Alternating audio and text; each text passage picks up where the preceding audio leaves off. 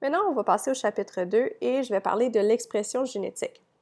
Donc, on va commencer par voir, c'est comment est-ce que l'information génétique est transférée à partir de l'ADN et on va parler des découvertes qui ont fait le lien entre les gènes et les protéines.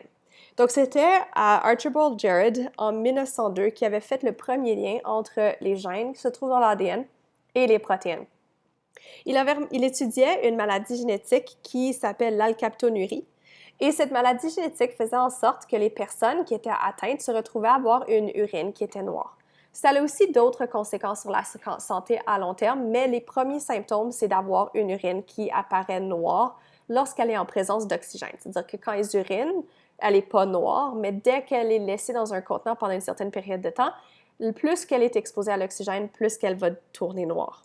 Cette maladie génétique est causée, puis on sait maintenant que c'est causé à cause d'un manque d'une enzyme fonctionnelle qui s'appelle l'homogentitase dioxygénase.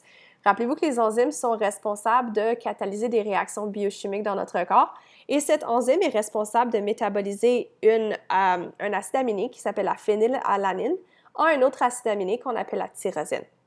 Il a été capable de proposer le lien entre les gènes et la protéine parce qu'il savait que la protéine, l'homogentitase dioxygénase, était une protéine et il savait que chez les personnes qui étaient atteintes de la maladie, c'était une protéine qui ne fonctionnait pas.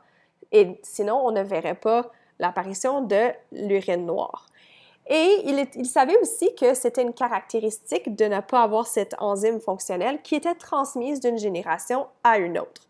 C'est-à-dire que si on regarde une famille, tu vas avoir des individus sains et des individus qui sont atteints de l'alkaptonurie.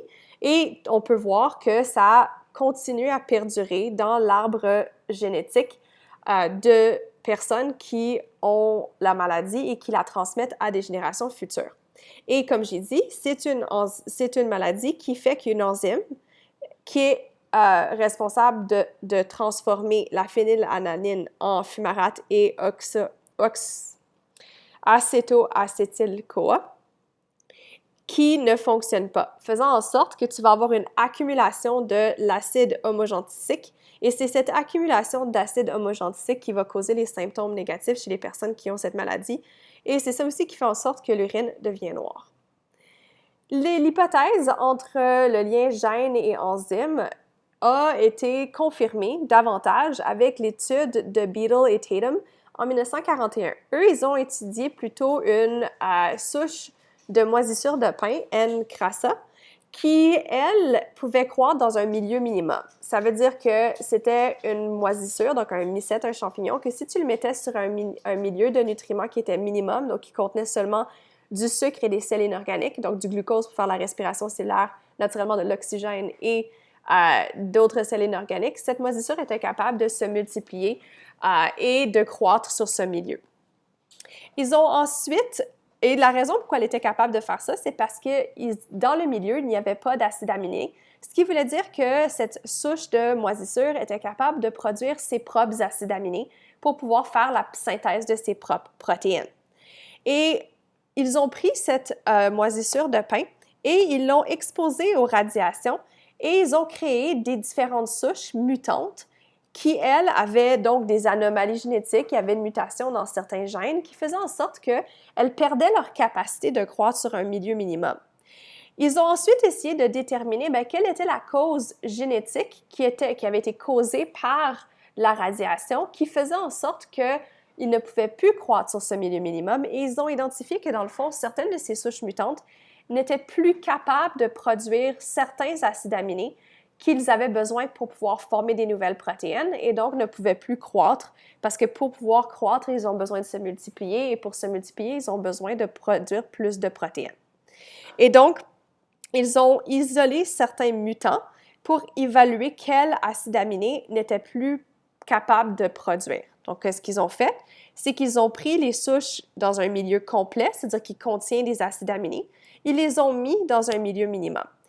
Les contenants qui contenaient de la moisissure qui ont arrêté de pousser et qui n'ont pas été capables de pousser sur le milieu minimum étaient les souches mutantes qu'ils cherchaient. Donc ici, si on regarde, ils ont fait croître dans un milieu complet. Toutes les moisissures ont poussé dans le milieu complet parce qu'il y avait des acides aminés. Il y avait tous ces acides aminés dans le milieu complet.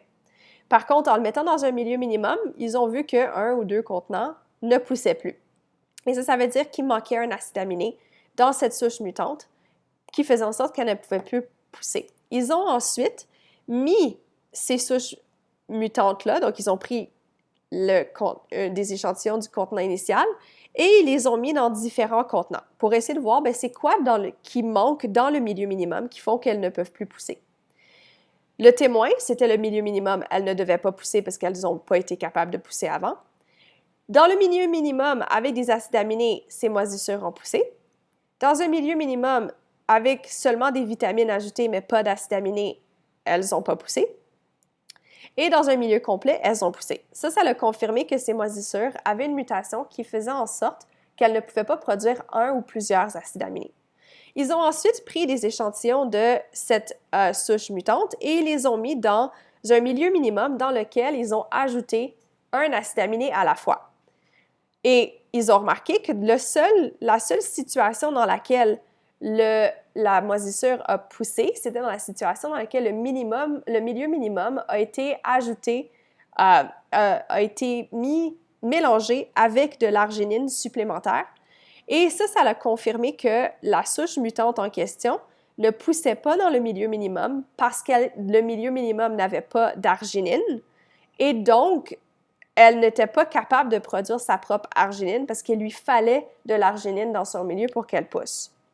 Les autres, ici, ça n'a pas poussé parce qu'elles n'avaient pas besoin de ces autres acides aminés. Elle était capable de les produire, donc n'avait pas besoin de les avoir de son environnement, mais parce qu'il n'y avait pas d'arginine dans ces contenants-là, elle ne pouvait pas avoir l'arginine nécessaire pour pouvoir se développer.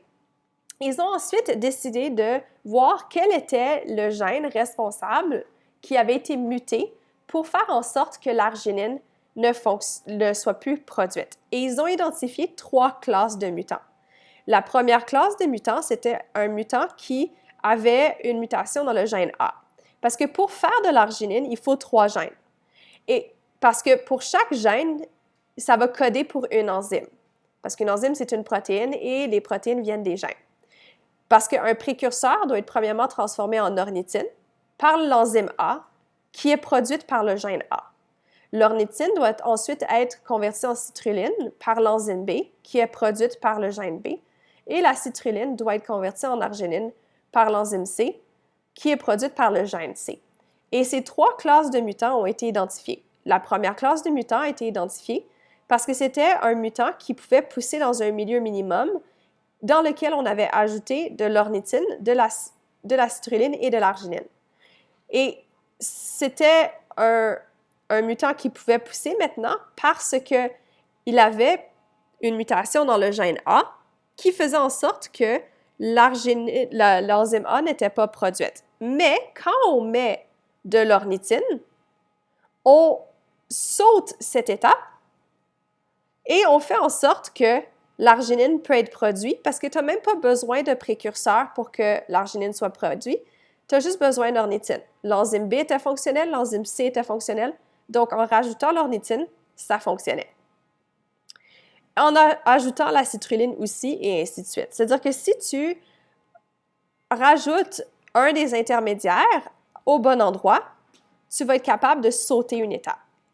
La classe B de mutants, c'est une classe qui avait une mutation sur le gène B. Ça veut dire qu'ajouter de l'ornithine ne ferait aucune différence parce qu'il n'y a pas l'enzyme qui permet de convertir en citrulline. C'est pour ça que l'ornithine n'a pas fait que le mutant a pu pousser dans le milieu minimum. Par contre, en ajoutant de la citrulline, on saute cette étape et l'enzyme C étant fonctionnelle, elle peut former de l'arginine. Ils ont ensuite identifié une classe de mutants 3 qui, elle, avait une mutation sur le gène C. Ça veut dire qu'elle pouvait seulement pousser dans le milieu minimum si on lui fournissait de l'arginine. Parce qu'elle n'avait pas l'enzyme C fonctionnelle qui serait capable de convertir la citrulline en arginine. Et c'est pour ça qu'ajouter de l'ornithine n'a fait aucune différence et l'ajouter de la citrulline n'a fait aucune différence non plus parce que c'est cette enzyme qui était non fonctionnelle à cause de la mutation dans le gène C. Et donc, ils ont été capables de faire un lien entre la mutation dans un gène et la production d'une protéine éventuelle qui est une enzyme qui permettait de faire naturellement un acide aminé. Et ça a fait le lien gène-protéine. Ça l'a mené ensuite à la recherche de c'était quoi le messager, c'est quoi le lien entre l'ADN et les protéines. Et c'est Frederick Sanger en 1953 qui a montré que les protéines étaient formées d'acides aminés qui s'étaient liés ensemble par des liaisons covalentes. Donc, c'était un polymère. Et que l'ADN, lui aussi, est un polymère. Donc, ça l'a donné l'indice qu'il devait avoir un lien qui nécessitait un code qui était génétique qui avait un lien entre les polymères et de l'ADN et les polymères de l'ARN. Le problème, c'est que les protéines sont faites dans le réticulum endoplasmique qui sont autour du noyau et pas dans le noyau. Par contre, l'ADN est dans le noyau, ce qui veut dire que les gènes sont dans le noyau. Donc, comment est-ce que les gènes peuvent donner des protéines quand les gènes sont pris dans le noyau et les protéines sont à l'extérieur du noyau et fabriquées à l'extérieur du noyau? C'était Jacob et Mainen en 1961 qui ont émis l'hypothèse qu'il y avait un messager entre les deux. Ils connaissaient déjà l'existence des protéines, de l'ADN et de l'ARN, mais ne savaient pas trop c'était quoi le lien entre eux. Ils savent maintenant qu'il y a un lien entre les protéines et l'ADN, mais ça sert à quoi l'ARN? Donc, c'est eux qui ont dit, OK, bien l'ARN, c'est comme de l'ADN, mais plus petit. Et donc, ça devrait probablement contenir l'information qui peut être transmise des gènes jusqu'aux protéines, à la fabrication des protéines à l'extérieur du noyau. Une autre chose qui a confirmé ceci, c'est que l'ARN peut se retrouver dans le noyau et à l'extérieur du noyau. Et donc, ils ont vérifié le lien entre les deux et ils ont déterminé, confirmé leur hypothèse en 1964. Pour identifier le code génétique, ils se sont trouvés confrontés à un problème. On sait que l'ADN et l'ARN sont faites de 4 nucléotides.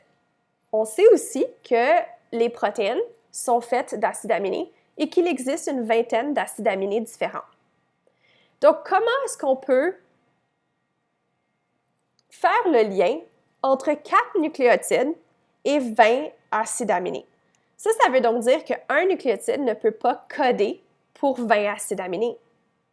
Et à cause de ça, ils savaient que ce n'était pas un lien de 1 pour 1. Ce n'est pas une adénine donne un acide aminé et une thymine donne un autre acide aminé. Il devait avoir un autre lien. Donc, pour confirmer le code, Brenner et Crick ont fait une étude sur un virus et c'est un bactériophage et comment est-ce qu'il infecte les bactéries. Ils ont émis l'hypothèse que le code génétique, c'était dans le fond un triplet de nucléotides. C'est-à-dire que 3 nucléotides en séquence donnaient un acide aminé. Ils ont appelé ça un codon. Pour l'étudier, ils ont dit, OK, voici la séquence de nucléotides d'un gène viral dans un virus qui infecte des bactéries, donc dans un bactériophage. Ici, c'est hypothétique. C'est peut-être pas le code, mais imaginez. Ça, c'est la séquence d'un gène viral. C'est un gène qui rend le virus virulent et donc fait qu'à suite à une infection, la bactérie meurt. Ils ont ensuite dit, on va ajouter un nucléotide à l'intérieur de cette séquence. L'ajout d'un nucléotide devrait, si le code est un code de 3 nucléotides, causer un décalage. Donc, remarquez que maintenant, le code est décalé. Le code n'est plus le même qu'avant. Ici, le code, c'était CAG, CAG, CAG, CAG, CAG. En ajoutant un nucléotide, le code a été décalé. Donc, maintenant, on a TCA, GCA, GCA, GCA, GCA. GCA et CAG, c'est pas pareil. Ils ont ensuite utilisé ces virus-là pour infecter des bactéries et ils ont remarqué que l'ajout d'un nucléotide causant le décalage du code à 3 nucléotides causait une mutation grave qui faisait en sorte que la protéine virale était non fonctionnelle et donc la bactérie ne mourait pas et pouvait croître normalement parce que le virus était plus fonctionnel, parce que son gène était désactivé par l'ajout d'un simple nucléotide. Ils ont ajouté un deuxième nucléotide et ça a aussi causé un décalage sur le code à 3 nucléotides, théoriquement. Et ils ont observé le même résultat. Par contre, quand ils ont ajouté des multiples de 3 nucléotides ou enlevé des multiples de 3 nucléotides, qui, si on regarde, ne devraient pas changer le code où la majorité du code, il y a juste un changement qui a été fait ici, ici et là. Au pire aller, il y a 2 parties du code, donc 2 codons qui ont été affectés. Les autres codons restent identiques. Et ils ont remarqué dans cette situation-là que la mutation était mineure et que la protéine virale était encore fonctionnelle. Et donc, la bactérie a été tuée par le virus parce qu'il a été infecté. Et donc, en ajoutant un multiple de 3, donc un regroupement de 3, ça a maintenu la majorité du code génétique, tandis que si tu mettais un multiple qui n'était pas de 3, ça décalait tout, ce qui changeait complètement le code génétique. Et donc, ils sont confirmés à l'aide de cette expérience que le code génétique, c'était des paquets de 3 nucléotides. Maintenant, si on fait des maths, des paquets de 3 nucléotides, quand tu as 4 nucléotides, ça fait un grand nombre de codes génétiques. Ça fait à peu près 64 possibilités de codes génétiques. Et donc, si on a 20 acides aminés et 64 possibilités de codes génétiques, ça ne peut pas être un codon, donc un paquet de 3 nucléotides donne nécessairement un seul acide aminé. Sinon, on aurait 64 acides aminés. Et donc, c'est avec d'autres études qui ont été faites dans les années 60 qu'ils ont été capables de déterminer quel acide aminé est codé par quel code. Comment ils ont fait ça? Ils ont créé artificiellement de l'ARN qui avait des paquets de 3 codons, ou de 1 codon de 3 nucléotides qu'ils connaissaient.